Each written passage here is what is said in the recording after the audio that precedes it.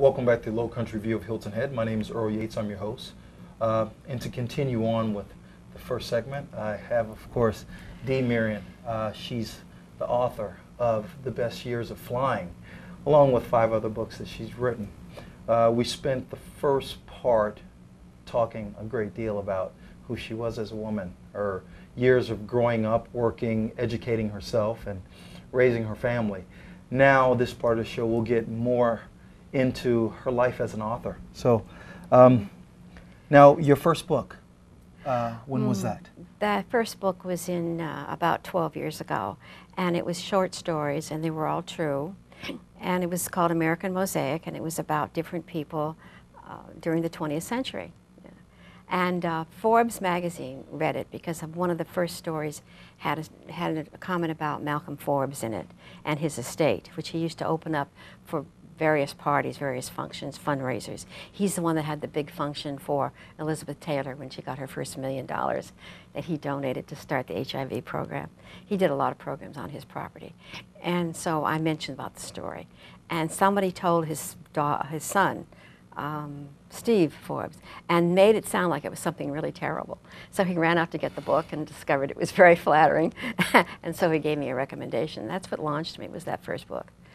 Now, that first book, was that the beginning of a career, or was that something that you just wanted to do? Well, at my age, I thought it was going to be the beginning of a career. I was reaching a point where people were a little too old to be hired to go out and do a lot of the jobs I used to do. So I decided to make it my career. Yeah.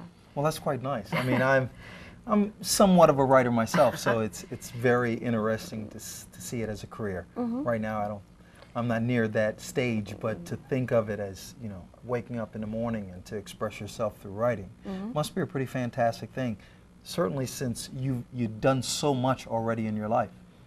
Well, I had a lot to talk about. I think good writers are very objective, and they are very observant, and we may have a good memory. Now, some of your other books, are most of them about just short stories as far as fiction? The second book got an award, and it was about a man who was a counterfeiter. Back in the 1930s, they used to do newspapers with set print, and he was a very good engraver. And so he used to set up the newspaper 6 days a week for this major newspaper in the west part of Los Angeles. And he got the idea that he might make some money doing the same thing. So he printed money, and it was very good. And he used it to go to Santa Anita Racetrack. It's a true story. He went to Santa Anita Racetrack and gambled on inside information and made enough money to buy a house, a down payment for a house for his wife. Because it was during the 30s, it was the Depression years. A lot of people lived with their families because they didn't have the money to do anything else. And she desperately wanted to get out from under her family. So he bought her a home. Well, that seems like... and then he went to Alcatraz. He was a great printer, but the money, in all the money, it's always the paper that gives them away.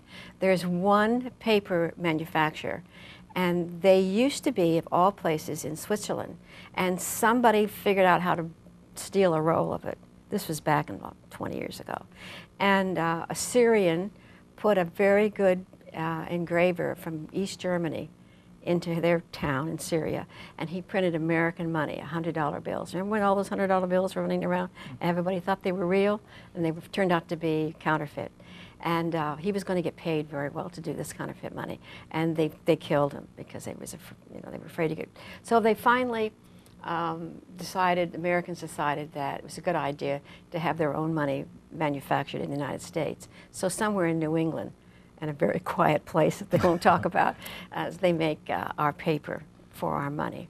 Well, obviously, being a reader and listening to you also have to be a great researcher to be a great author. It was easy to be a researcher if you grow up in a newspaper family. Yes. Sitting home, I would hear all the inside stories about what was going on, not only in Santa Monica and Los Angeles, but around the world. And that made it a lot easier for me to talk about. Now, your book, The Best Years of Flying. Now, you speak about your experience of flying in TWA in the early years. Now, the first thing that comes to my mind when I hear TWA, of course, the only reference I have to Howard Hughes was The Aviator with Leonardo DiCaprio. some of that book was accurate, or the movie was accurate, and some was very inaccurate.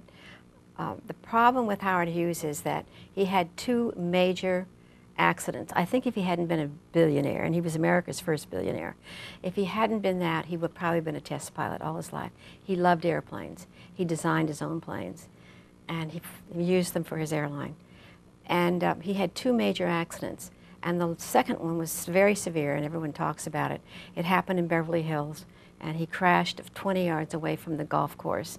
And they said he was on fire, but actually he crashed into a swimming pool and broke every bone in his body. And the man that found him realized he was still alive.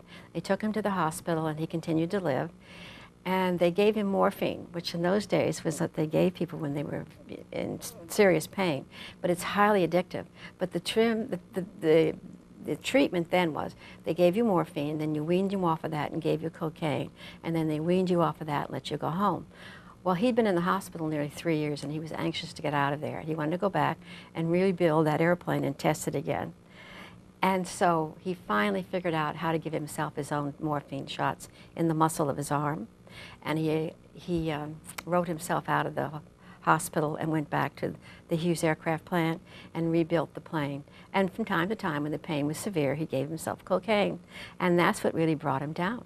That's what ruined his life, was the cocaine. He never learned to get off cocaine. And of course, eventually it affected his mind as well as his body. Well, you know, that's a shame, but... He's a perfect example of stay away from cocaine. Yeah, he and many more since then, for sure. Yeah. But your experience in general, now we spoke prior to coming on the show about, you know, the traveling that you did. Of course, now layovers are, you know, a long layover is, you know, sitting in an airport for 2 hours. Yeah. Of course, back then when you were just at the beginning of you know, building airline companies, it must have been quite a bit of layover time for most of your flights. It was, except in the United States. We usually had about an average of 36 to 38 hours layover in the United States. But in Europe, it was 3 to 5 days. Yeah.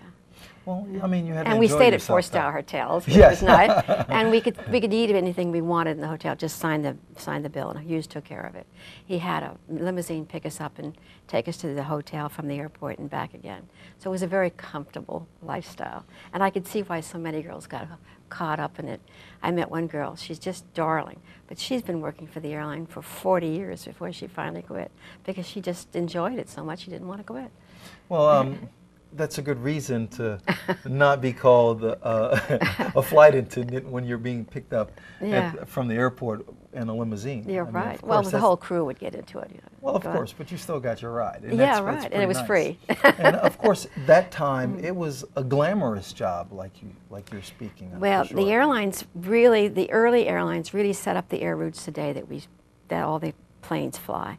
It really helped everybody in the United States communicate with each other.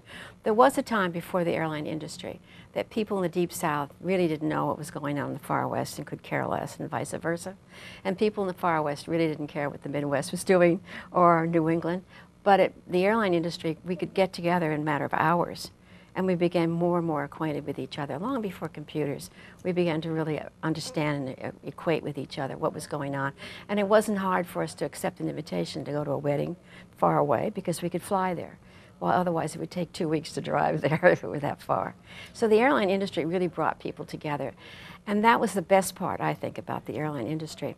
Even today, when foreigners come to the United States, they're surprised how big the country is, because they don't realize that we have such a great roads. We have the federal and the state, the county roads, and we have the airline industry. And of course now we have telephones and computers. That we're very united with each other all over the country. We're very aware of how each other feels and acts and does, the lifestyle we have, which is different from one part of the country to the other. And so we feel very united. We don't feel like we're a huge country, but other people from other parts of the world are surprised how big we are. Oh, for sure. And you're lucky to have grown up in an era, as far as aviation goes, that it was a glamour era for sure. Well, it took a while for the public to accept the plane. A lot of them used to crash. The Faulkner, everyone thought the Faulkner was a great plane, but it was mostly balsa wood and canvas with a little metal for the engine. And when it finally crashed with Newt Rockne on board, who was a big hero with the Notre Dame football team, everyone said that can't be a very nice airplane to kill such a great man like that. But then when the DC-3 came out, it was the first all-metal, all-riveted aircraft. It was called the Workhorse. It's still around. They realized how strong that airplane was and how safe it was, and passengers began to accept travel by air. Well, Dee, it's been phenomenal. I mean, and we're not even finished with our story by any means. That's why you, of course, you have another book coming out, and as soon as that comes out, you have a month or so, I believe. You will be back on, and we'll